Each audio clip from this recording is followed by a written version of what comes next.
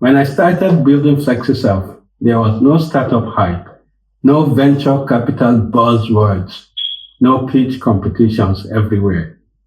If you wanted to survive, you had to do three things: build something useful, find customers, generate revenue.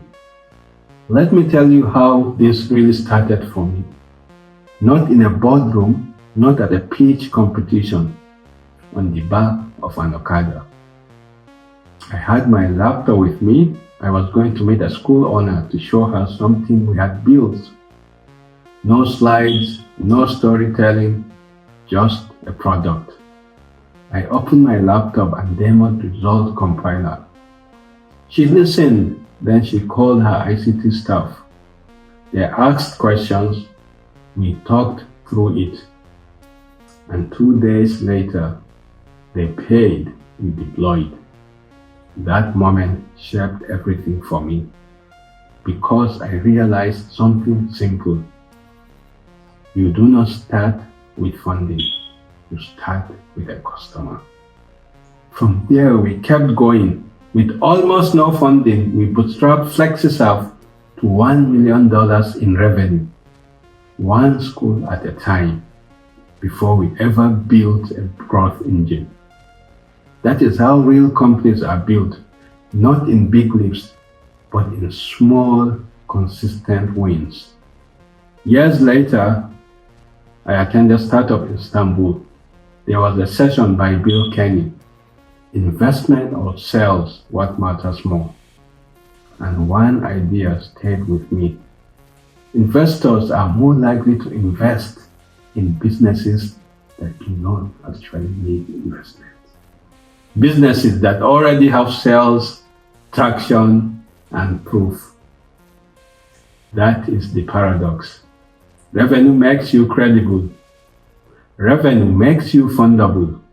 Revenue tells the truth. But today, many founders are building in the wrong order.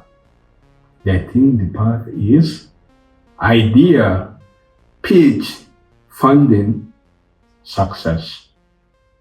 But that is not how it works. The real path is problem, product, customers, revenue, then growth.